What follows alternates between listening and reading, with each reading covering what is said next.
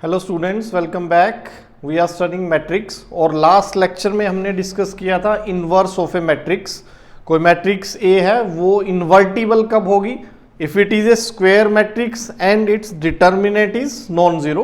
तो non singular matrix के corresponding हम एक नई मैट्रिक्स डिफाइन कर सकते हैं such that product of both the matrix is a unit matrix. Then the new matrix is called inverse of the given matrix. तो last lecture में, लास्ट सेशन में हमने एक मेथड देखा था to find the inverse of a matrix, that A inverse is equal to adjoint of A upon determinant of A. तो आज हम बढ़ेंगे अपना लास्ट टॉपिक मैट्रिक्स का according to the syllabus of class 12। तो आज हम पढ़ेंगे elementary operations on a matrix and with the help of these elementary operations we will again find out the inverse of a matrix. Matrix निकालने के दो method है, एक तो जो हमने लास्ट सेशन में पढ़ा that is adjoint of A upon determinant of A. जो दूसरा मेथड है that is finding the inverse of a matrix with the help of elementary operations that we are going to define in today session. तो elementary operations क्या है? हमने कुछ operations पढ़े हैं मैट्रिक्स पे, जैसे addition of two matrix that is again a operation on matrix. फिर हमने देखा था multiplication of matrix, then transpose of a matrix. These are also different operations on a matrix. जो आज हम ऑपरेशन परफॉर्म करने जा रहे हैं मैट्रिक्स के ऊपर, जो आज हम ऑपरेशन डिफाइन करने जा रहे हैं मैट्रिक्स के लिए, these operations are called elementary operations, और इनको हम ट्रांसफॉर्मेशन भी बोल देते हैं, that is transformation on matrix. तो होती क्या है, हमारे पास 6 ट्रांसफॉर्मेशन है मैट्रिक्स के लिए।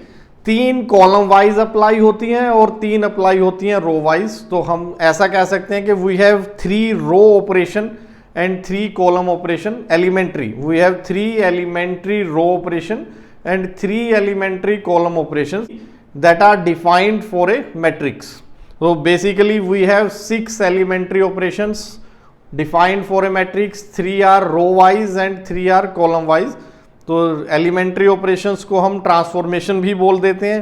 So there are 6 transformations that can be applied on the elements of a matrix, 3 along column and 3 other along row. तो देखते हैं ये 3 elementary operations हमारे पास कौन से हैं।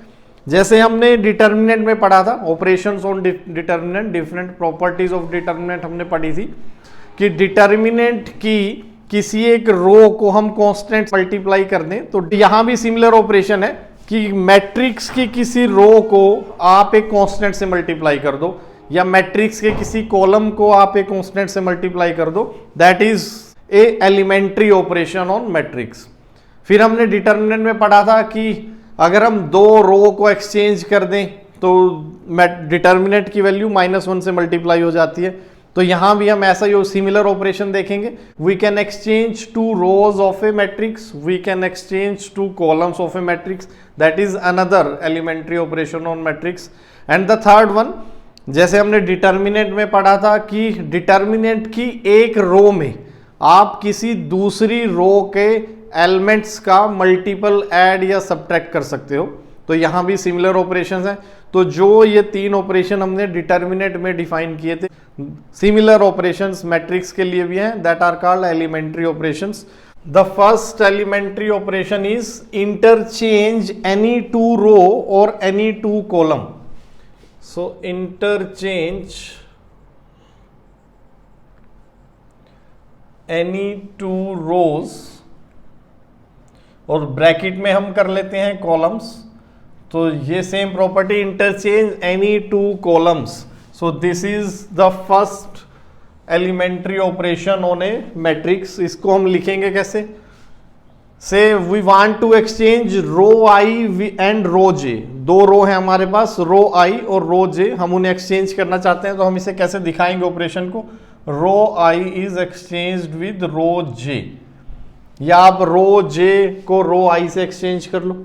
अगर आप कॉलम पे सेम ऑपरेशन अप्लाई करना चाहते हो तो हम इसे लिखेंगे column I is exchanged with column J. से हमारे पास एक मैट्रिक्स है ए, 1 2 3 4 5 6।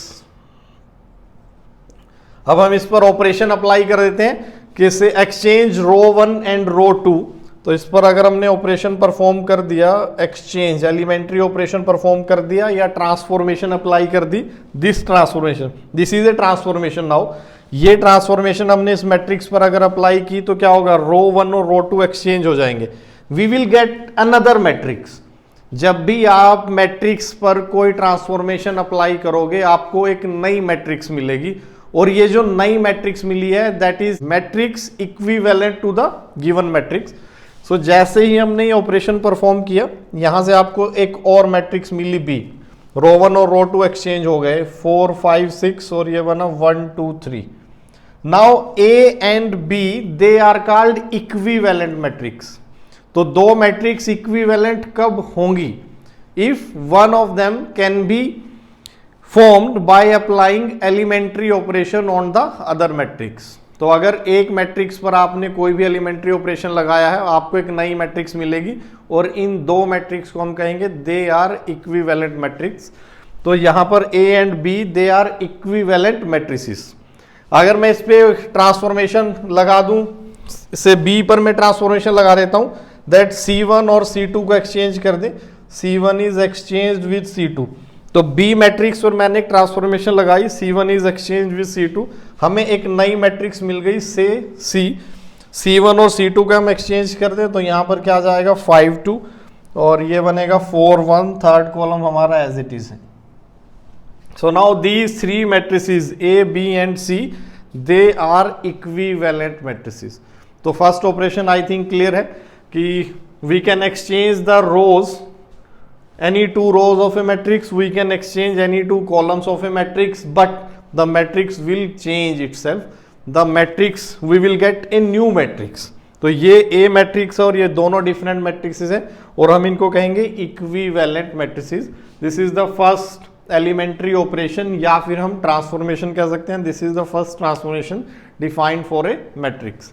नेक्स्ट ट्रांसफॉर्मेशन देखते हैं। नेक्स्ट ट्रांसफॉर्मेशन क्या है, multiplication of a row by some constant. तो सेकंड देखते हैं अभी, सेकंड ट्रांसफॉर्मेशन। सेकंड ट्रांसफॉर्मेशन और elementary operation is multiplication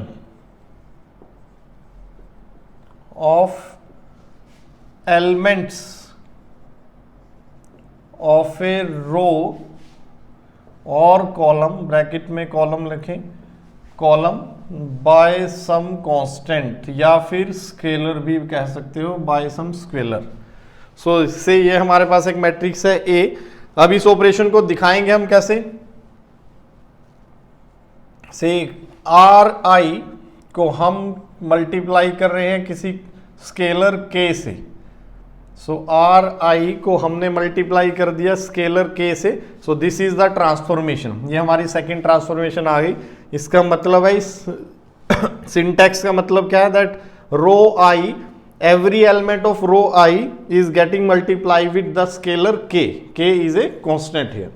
for example ये हमारे पास कोई मैट्रिक्स है A, अब इसमें मैं एक ट्रांसफॉर्मेशन अप्लाई कर देता हूं, रो 1 को हम 2 से मल्टीप्लाई कर देते हैं। तो ट्रांसफॉर्मेशन को हम ऐसे दिखाएंगे, row 1 is multiplied by 2, then we will get another matrix B, वो क्या होगी हमारे पास 2 4 6 4 5 6। तो ये एक नई मैट्रिक्स मिल गई हमें। A and B are again equivalent matrices.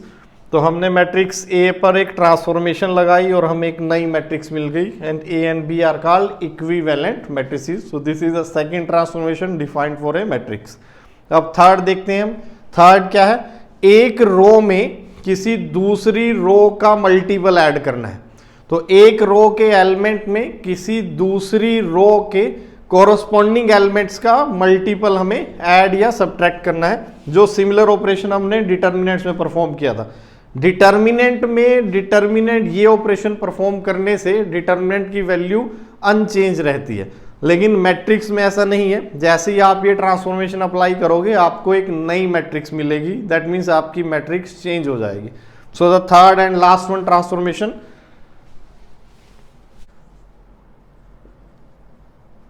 adding to the elements of a row or column the multiple of corresponding elements of some other row और कॉलम। तो कॉलम में कॉलम ऐड होगा और रो में row add होगी। So adding to the elements of a row the multiple of corresponding element. Corresponding element मतलब ये एक रो है, इस रो में मुझे इस रो का मल्टीपल ऐड करना है। तो रो तो अपने आप में क्या है, row is made up of elements. So इस रो के एलिमेंट में मुझे इस एलिमेंट के कोरोस्पॉन्डिंग एलिमेंट क्या है, 4। सो इस एलिमेंट के कोरोस्पॉन्डिंग एलिमेंट 4 है, 2 के कोरोस्पॉन्डिंग 5, 3 के कोरोस्पॉन्डिंग 6। तो मैं इस रो में इस रो का मल्टीपल ऐड कर दूं। क्लियर है? So adding to the elements of a row या फिर कॉलम में, सेकंड कॉलम में मैं फर्स्ट कॉलम का मल्टीपल ऐड कर दूं, that is to the elements of second column I add the multiple of corresponding elements of first column. अब इसे दिखाएंगे कैसे ऑपरेशन को। से आर आई पर हम ऑपरेशन परफॉर्म कर रहे हैं। आर आई पर हमने क्या किया, के times R J.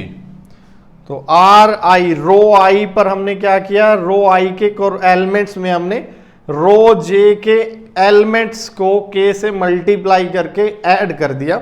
So this is the scalar multiple of elements of row J and they are being added to the corresponding elements of row I. So this is how we represent this transformation. Ri is equal to Ri plus KRJ. Determinant में भी हम ऐसे ही करते थे, same representation है जैसी matrices में है वैसी डिटर्मिनेंट में थी, बस वहां पर वैल्यू चेंज नहीं होती थी, यहाँ पर वैल्यू चेंज हो जाती है, एक नई मैट्रिक्स हमें मिलती है, equivalent matrix. So for example हम इस पर अपना ऑपरेशन परफॉर्म करते हैं, से कॉलम वाइज ऑपरेशन परफॉर्म करते हैं। इस बार हम कॉलम 2 में हम ऐड करते हैं, कॉलम 2 पर ऑपरेशन परफॉर्म कर दिया है, ट्रांसफॉर्मेशन अप्लाई की, क्या column 2 plus twice of column 1। तो अब हमारे पास एक नई मैट्रिक्स आ जाएगी। कॉलम 1 तो एज इट इज, चेंज क्या होगा कॉलम 2, तो इसे 2 से मल्टीप्लाई करें, इसमें ऐड करें, 2 इंटू 2 4 बन जाएगा। इसे 2 से मल्टीप्लाई करें, 8 प्लस 5 13 आ जाएगा, और थर्ड कॉलम हमारा as it is. So we got a new matrix A and B are called equivalent matrices. So these are the 6 transformation, 3 row wise and 3 column wise, that are defined for a matrix. Now on the basis of these transformation we will find the inverse of the matrix. तो अगर आपकी matrix invertible है then we will find the inverse with the help of these transformation. CBSE में आपके पास question ऐसे ही लिखाएगा, find the inverse of matrix using transformations या यूजिंग एलिमेंट्री ऑपरेशन। तब आप अपना एडजॉइंट वाला मेथड यूज नहीं कर सकते, लेकिन अगर सिंपली आपको दिया है find the inverse of matrix तो आप इंडिपेंडेंट हो, आपके पास चॉइस है कि आप दोनों में से कोई भी मेथड यूज कर सकते हैं। तो अभी हम देखते हैं अपना नेक्स्ट टॉपिक है finding the inverse using elementary operation.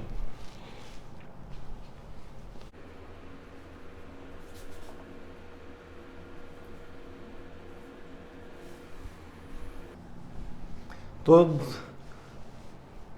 देखें भाई नेक्स्ट आर्टिकल अपना finding inverse using elementary operations. तो ये परफॉर्म करने से पहले हम एक थ्योरम लिख लेते हैं।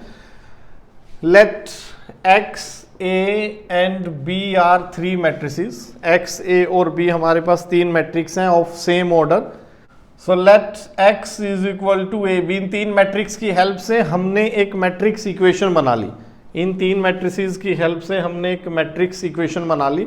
Now if you want to apply row transformation on this matrix equation, अगर हम इस मैट्रिक्स इक्वेशन पर रो ट्रांसफॉर्मेशन लगाना चाहते हैं तो वो कैसे लगेगी, एक्स मैट्रिक्स पर लगेगी और राइट हैंड साइड की ए मैट्रिक्स पर लगेगी। तो रो ट्रांसफॉर्मेशन अगर आपको लगानी है, रो ट्रांसफॉर्मेशन तो किस मैट्रिक्स पर लगेगी, एक्स मैट्रिक्स पर लगेगी और ए मैट्रिक्स पर लगेगी। अगर सेम इक्वेशन में आपको कॉलम ट्रांसफॉर्मेशन लगानी है, कॉलम ट्रांसफॉर्मेशंस, तो वो एक्स मैट्रिक्स पर लगेंगी और बी मैट्रिक्स पर लगेंगी। क्लियर है? तो इसके पीछे अपनी पूरी थ्योरी है, लेकिन वो आगे आपकी हायर क्लासेस में ग्रेजुएशन में जाकर आती है। इस लेवल पर आपके पास 12th लेवल में हमारे पास वो थ्योरी नहीं है कि क्यों रो ट्रांसफॉर्मेशन सिर्फ पहली मैट्रिक्स पर ही लगेगी। क्लियर है भाई? तो ये जो थ्योरम आप ध्यान में रख लें, इनके प्रूफ में हम नहीं जाएंगे, इनके पीछे जो थ्योरी है वो डिस्कस नहीं करेंगे, वो अपने सिलेबस में नहीं है। आपको सिर्फ ये याद रखना है, if x is equal to A B is a matrix equation, और आपको इस इक्वेशन पर रो ट्रांसफॉर्मेशन लगानी है, तो वो किस पर लगेगी? x मैट्रिक्स पर लगेगी और a मैट्रिक्स पर लगेगी। b एज इट इज चलती रहेगी आपकी इक्वेशन में। अगर आपको कॉलम ट्रांसफॉर्मेशन लगानी है तो वो x मैट्रिक्स पर लगेगी और b मैट्रिक्स पर लगेगी, तब a अनचेंज चलेगी हमारी बिल्कुल। तो these are the two theorems जो आपको एज इट इज याद रखनी है, इनके प्रूफ में हम नहीं जाएंगे। इन्हीं थ्योरम की हेल्प से अब हम क्या करेंगे, हम इनवर्स निकाल लेंगे अपनी मैट्रिक्स का। तो देखें कैसे निकालते हैं भाई इनवर्स हम अपनी मैट्रिक्स का। कोई मैट्रिक्स है A जिसका हमें इनवर्स निकालना है, तो हम इसको I इंटू ए लिख लें। आइडेंटिटी मैट्रिक्स को let A be a square matrix, invertible square matrix है, तो हम इसको I इंटू ए लिख लेते हैं। I इंटू ए लिखने के बाद अब मैं इस पर रो ट्रांसफॉर्मेशन अप्लाई करूंगा। रो ट्रांसफॉर्मेशन अप्लाई डिफरेंट ट्रांसफॉर्मेशन, रो ट्रांसफॉर्मेशन वो किस पर लगेगी? ए पर लगेगी और आई पर लगेगी। ट्रांसफॉर्मेशन मैं इस तरीके से अप्लाई करूंगा कि फाइनली यहां पर ये मेरा कन्वर्ट हो जाए आई में। तो मैं इस सीक्वेंस में ट्रांसफॉर्मेशन अप्लाई करूंगा कि ये जो ए मैट्रिक्स है ये आइडेंटिटी मैट्रिक्स बन जाए। अभी हम देखेंगे कैसे बनेगी।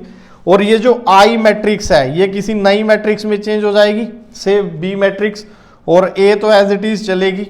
तो जैसे ही हम सीक्वेंस ऑफ ट्रांसफॉर्मेशन अप्लाई करेंगे इस इक्वेशन पर, ये ए मैट्रिक्स कब तक हमें अप्लाई करना है? जब तक ए मैट्रिक्स हमारी आई नहीं बन जाती। जैसे ही ए मैट्रिक्स आई में ट्रांसफॉर्म हो गई तो तब आई ये वाली भी चेंज हो गई होगी ना, ये चेंज हो गई होगी किसी नई मैट्रिक्स बी में, और ए एज इट इज है। तो अब हम देखें b into A is I, that means b is the inverse of a। अगर दो मैट्रिक्स का प्रोडक्ट यूनिट मैट्रिक्स आ जाए तो क्या होगा? एक दूसरे का इनवर्स होंगी ना। So then b will be the a inverse. तो ये हमारा प्रोसेस है। अगर हम कॉलम की हेल्प से जाना चाहें तो हम a को कैसे लिखेंगे? a इंटू आई। अगर आप कॉलम ट्रांसफॉर्मेशन अप्लाई करना चाहो तो हम a को लिखेंगे a इंटू आई।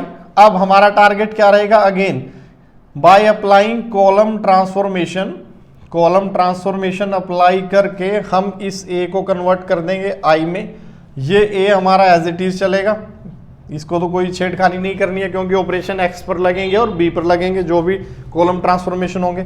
और ये जो i है ये कन्वर्ट हो जाएगा हमारा b मैट्रिक्स में with the help of different column transformation. Now again b will be the inverse of a। तो ये हमारा प्रोसेस रहेगा to find the inverse of a matrix using elementary transformation. तो हम एग्जांपल की हेल्प से समझते हैं, इनको डिफरेंट एग्जांपल लेते हैं कि कैसे कैसे हमें प्रोसीड करना है। सो एक 3x3 का एग्जांपल देखते हैं भाई। ये हमारी मैट्रिक्स है A, हमें इसका इनवर्स निकालना है। तो इसका इनवर्स देखो हम यूजिंग एलिमेंट्री रो ऑपरेशन हम कैसे निकालते हैं। तो सबसे पहले 0 1 2 1 2 3 3 1 1 दिस मैट्रिक्स, इसको किसके बराबर लिखेंगे? Identity matrix of order 3, 0 0 1 0 1 0 and 0 0 1। तो सेम ऑर्डर की हमें आइडेंटिटी मैट्रिक्स लेनी है एंड आफ्टर दैट इनटू ए। अब पहला ऑपरेशन क्या है? हमें यहां पर क्या बनाना है? 1। अब यहां पर तो ऑलरेडी 0 है, इस पर यहां पर 1 कैसे बनाए भाई? इसमें हम 1 कैसे बनाए? 0 का हमें 1 बनाना है। तो हमारे पास 3 एलिमेंट्री ऑपरेशन थे। क्या क्या? या तो हम 2 रो को एक्सचेंज कर सकते हैं, या किसी कांस्टेंट से मल्टीप्लाई कर सकते हैं, या एक रो का मल्टीपल दूसरी रो में ऐड कर सकते हैं। तो यहां पर देखें हम, अगर मैं इन दोनों रो को एक्सचेंज कर दूं तो यहां पर 1 आ जाएगा ना, और यहां पर 0 आ जाएगी, मेरा अगला का काम भी खत्म हो जाएगा। तो मैं रो 1 और रो 2 को एक्सचेंज कर देता हूं, एक्सचेंज रो 1 एंड रो 2। तो ये बन जाएगा 1 2 3, सेकेंड रो फर्स्ट बन गई, और ये बनेगा 0 1 2, और थर्ड रो तो एज इट इज है 3 1 1। सेम ऑपरेशन हमें राइट साइड में लगाना है ऑन द फर्स्ट मैट्रिक्स। तो ये 0 1 0 1 0 0 0 0 1, और ये ए मैट्रिक्स हमारी एज इट इज रहेगी। तो यहां पर तो 1 बन गया। नेक्स्ट टारगेट क्या था हमारा? यहाँ पर 1 बनाने के बाद हमें नेक्स्ट क्या करना है, यहाँ पर 0 बनानी थी तो ऑलरेडी बनी हुई है। अब यहाँ पर भी 0 बनानी है। यहाँ पर 0 कैसे बनाएं, R3 पर हम ट्रांसफॉर्मेशन लगा दें, R3 minus thrice of R1। तो नेक्स्ट इज हम R3 पर ट्रांसफॉर्मेशन लगा देते हैं। R3 पर आपको ट्रांसफॉर्मेशन लगानी है, R3 minus thrice of R1। तो रो 3 के एलिमेंट्स में आपको रो 1 के कॉरस्पॉन्डिंग एलिमेंट्स को -3 से मल्टीप्लाई करके ऐड करना है। तो अब देखें यहाँ पर तो 0 आ जाएगा, first row as it is रहेगी क्योंकि उस पर ट्रांसफॉर्मेशन अप्लाई नहीं हुई है, सेकंड रो भी एज इट इज रहेगी, और थर्ड रो में यहाँ क्या बन जाएगा 0। तो इसको फिर -3 से मल्टीप्लाई करेंगे, -6 प्लस 1 -5, यहाँ पर आएगा -5, एंड देन -9 प्लस 1 इज -8। तो ये तो लेफ्ट हैंड साइड पर लगा operation, same operation right side पर भी लगेगा। R3 पर हमें ऑपरेशन लगाना है, तो पहले R1 और R2 लिख लें, 0 1 0 1 0 0। अब R3 चेंज होगी, इसको -3 से मल्टीप्लाई करेंगे, यहाँ ऐड करेंगे तो ये तो 0 ही रहेगा। फिर इसको -3 से मल्टीप्लाई, यहाँ पर ऐड, ये बनेगा -3, इसको -3 से मल्टीप्लाई करेंगे तो कोई असर नहीं होगा, इंटू A। तो ये आ गया। तो फर्स्ट कॉलम कंप्लीट हो गया। आइडेंटिटी मैट्रिक्स इस बार हमें 3 क्रॉस 3 की चाहिए, तो 1 0 0 ये तो बन गए। अब अगला टारगेट है यहाँ पर 1 बनाने का। यहाँ पर ऑलरेडी 1 बना हुआ है, तो हमारा एग्जाम्पल थोड़ा सा कैलकुलेटिव कम लिया हमने ताकि कम कैलकुलेशन करनी पड़े। तो यहाँ पर 1 आ गया, देखो ऑलरेडी 1 है। अदरवाइज हम 1 कैसे बनाते, फिर से मुझे कुछ इस रो को मैं यहाँ पर अगर 1 ना होता से 2 होता, तो रो 2 को मैं 1/2 से मल्टीप्लाई कर देता, तब यहाँ पर हमारा 1 आ जाता। तो अब ये स्टेप खत्म हुआ कि यहाँ पर 1 बन गया। इस 1 की हेल्प से अब मुझे यहाँ 0 बनानी है और यहाँ 0 बनानी है। तो रो 1 में यहाँ 0 कैसे बनाए हम, रो 1 पर हम ऑपरेशन ट्रांसफॉर्मेशन लगा दें कि रो 1 माइनस ट्वाइस ऑफ रो 2। तो नेक्स्ट ट्रांसफॉर्मेशन की यहाँ पर हमारा क्या बन जाए 0, और यहाँ पर भी हमें 0 बनाना है, तो वो नेक्स्ट ट्रांसफॉर्मेशन में बना लेंगे। तो देखें भाई, इसको -2 से मल्टीप्लाई करके इसमें ऐड करेंगे, कोई फर्क नहीं पड़ेगा। इसको -2 से मल्टीप्लाई करके इधर ऐड करेंगे तो 0, -4 प्लस 3 इज -1, और बाकी दोनों तो as it is 0 -5 -8। This is equal to, यहां पर अब ऐसे रो 2 को हमें क्या करना है, -2 से मल्टीप्लाई और इसमें ऐड, तो यहां पर क्या बनेगा -2। ये तो 0 है, वो 1 ही रहेगा, ये भी 0 है तो वो 0 रहेगा, 1 0 0 0 -3 1 इंटू A, ये आ गया। तो यहां पर हमारा 0 आ गया। अब अगला स्टेप क्या है, यहां पर 0 बनाना है मुझे।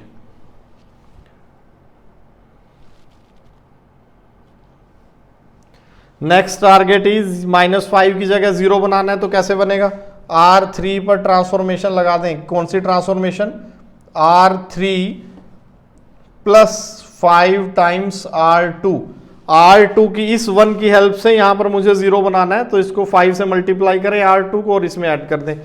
तो अब क्या मैट्रिक्स क्या बनेगी, देखो फर्स्ट रो तो एज इट इज रहेगी 1 0 -1, सेकंड रो में भी कोई चेंज नहीं, 0 1 2, और जो थर्ड होगी, थर्ड में यहाँ 0 को मल्टीप्लाई करेंगे 5 से, इसमें ऐड करेंगे, कोई फर्क नहीं पड़ेगा। यहाँ पर क्या बन जाएगा 0, 2 इंटू 5 इज 10, 10 -8 इज 2। तो ये बन गई हमारे इधर, दिस इज इक्वल टू, यहाँ पर भी सेम ऑपरेशन, R3 चेंज होगी, तो पहले हम R1 R2 लिख लेते हैं, 1 0 1 0 0।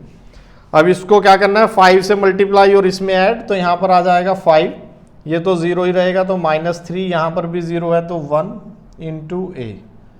ये आ गया हमारा इस ट्रांसफॉर्मेशन के बाद। तो यहाँ पर भी 1 बन गया। अब नेक्स्ट स्टेप क्या है, 2 की जगह मुझे 1 बनाना है। 2 की जगह 1 कैसे बनेगा, R3 पर फिर से ट्रांसफॉर्मेशन लगा देते हैं। R3 पर ट्रांसफॉर्मेशन लगा दें हम, 1/2 से मल्टीप्लाई कर दें रो 3 को, रो 3 को 1/2 से मल्टीप्लाई कर दो। ये next transformation on the equation, कि मल्टीप्लाई R3 बाय 1/2।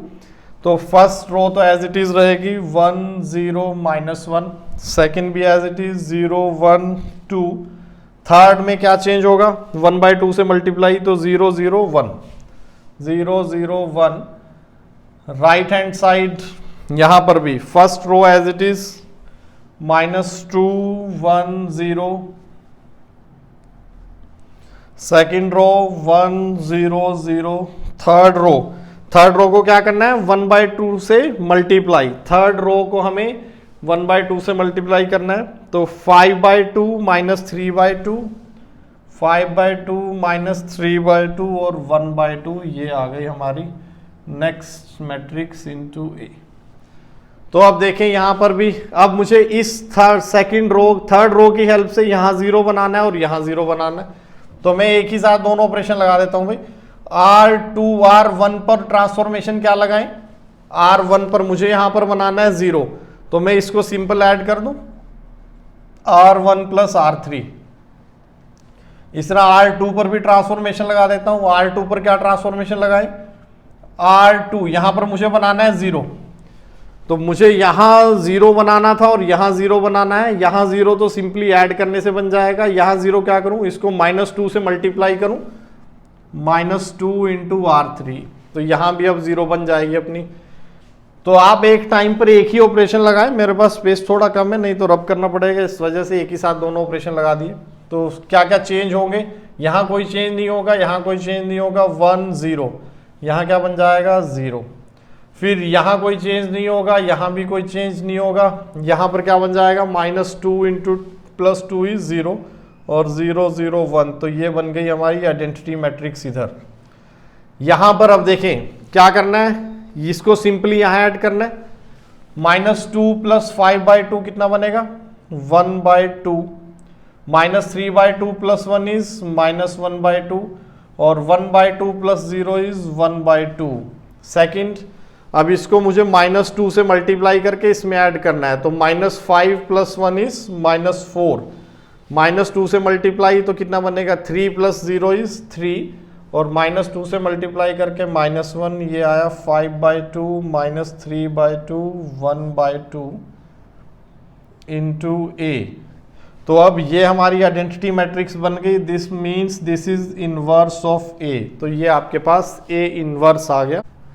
सो देखें भाई 3x3 का क्वेश्चन आएगा आपके पास, इसके बाद इससे बड़ा 4x4 नहीं आ सकता, कैलकुलेशन बहुत हाई हो जाएंगी। तो 3x3 में सबसे पहले क्या करना है, यहाँ पर 1 बनाना है, उस 1 की हेल्प से यहाँ 0 यहाँ 0, फिर हमें यहाँ पर 1 बनाना है, उस 1 की हेल्प से यहाँ 0 यहाँ 0, फिर हमें यहाँ 1 बनाना है, उसकी हेल्प से यहाँ 0 यहाँ 0। जब यहाँ आइडेंटिटी मैट्रिक्स बन जाएगी देन राइट साइड में जो पहली मैट्रिक्स होगी that will be your inverse. So this is how we find the inverse using transformation on matrices. सो ये आपका सीबीएसई के लिए बहुत ही इंपॉर्टेंट टॉपिक है भाई, हमें बिल्कुल ध्यान से करना है, कैलकुलेशन बहुत ज्यादा। यहाँ पर अब एक आप बहुत इंपॉर्टेंट सी चीज लिख लीजिए, जैसे अगर हमें पता है कि डिटर्मिनेंट ऑफ ए अगर नॉन जीरो है तभी इनवर्स एग्जिस्ट करेगा, लेकिन यहाँ पर हम डिटर्मिनेंट की हेल्प नहीं ले सकते। अगर आपको चेक करना है कि मैट्रिक्स इन्वर्टिबल है या नहीं with the help of transformations, तो हम क्या करेंगे, आपको ट्रांसफॉर्मेशन अप्लाई करनी शुरू करनी है। से आप रो ट्रांसफॉर्मेशन लगा रहे हैं, आप ट्रांसफॉर्मेशन लगाते जा रहे हैं, एक सिचुएशन ऐसी आ गई कि पूरी रो ही जीरो हो गई। अगर while applying the transformation a complete row becomes zero, in that case the inverse for that matrix does not exist, that is the matrix is singular and it is not invertible। तो अगर transformation apply करते time ऐसी situation आ जाएगी पूरी row zero हो गई, then inverse of that matrix is does not exist. अगर आप कॉलम ट्रांसफॉर्मेशन लगा रहे हैं और पूरा कॉलम जीरो हो जाए, again the inverse of that matrix does not exist. तो हम एक एग्जांपल से देखते हैं इसको भी, ताकि आपको क्लियर हो जाए।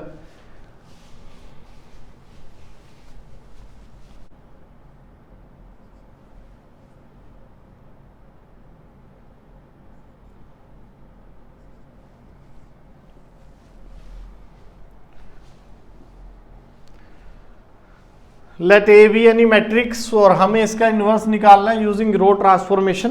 तो find the inverse of this matrix using row transformation. हम ट्रांसफॉर्मेशन अप्लाई करना शुरू करते हैं। सबसे पहले 2 3 4 6 this is equal to 1 0 0 1 into A. तो पहला काम क्या होगा, इसको 1/2 से मल्टीप्लाई कर दें पूरी इक्वेशन को। पूरी इक्वेशन को रो टू 1 को हम मल्टीप्लाई करें 1/2 से, तो यहाँ पर बन जाएगा 1, ये बनेगा 3/2, यहाँ पर क्या जाएगा 4 और ये 6 एज इट इज़ है। इधर ये क्या बनेगा, पूरी रो को 1/2 से मल्टीप्लाई करना था तो 0 1 ऐसा आ गया इंटू ए। अब नेक्स्ट स्टेप क्या है, मुझे नेक्स्ट स्टेप में मुझे यहाँ पर 0 बनाना है। 0 कैसे बनाऊं, रो 1 को 4 से मल्टीप्लाई करूं और इसमें ऐड कर दूं। तो नेक्स्ट ट्रांसफॉर्मेशन इज रो 2 को पर आप ट्रांसफॉर्मेशन लगाएं रो 2 -4 टाइम्स R1। तो रो 2 -4 टाइम्स R1 आप जैसे ही करोगे, फर्स्ट रो तो एज इट इज रहेगी 1 3/2, यहां पर क्या बन जाएगा 0, और 3/2 इंटू 4 वो क्या हो जाएगा 6, 6 - 6 अगेन 0, तो यहां पर भी आपका 0 बन गया। और इधर अब ये मैट्रिक्स आ गई 1/2 0, और इसको हमने क्या किया था, वही 4 से मल्टीप्लाई किया था, तो यहां पर क्या जाएगा -2 और ये 1। सो अब देखो पूरी रो हमारी 0 हो गई, पूरी रो 0 हो गई, तो यहां से आप कंक्लूड कर दें that A inverse does not exist, A inverse does not exist। अगर आप कॉलम ट्रांसफॉर्मेशन लगा रहे हैं और पूरा कॉलम ही 0 हो गया तो आप कह सकते हैं कि A inverse does not exist। So this was all about finding inverse using transformation। अब अपने पास एक टॉपिक और बचा है, वो आपके सिलेबस में नहीं है, लेकिन इनवर्स के कुछ क्वेश्चन, मैट्रिक्स इक्वेशन से रिलेटेड इनवर्स के कुछ क्वेश्चन जो आईआईटी में पूछे जाते हैं वो उसी मेथड से सोल्व होते हैं, that is characteristic equation of a matrix.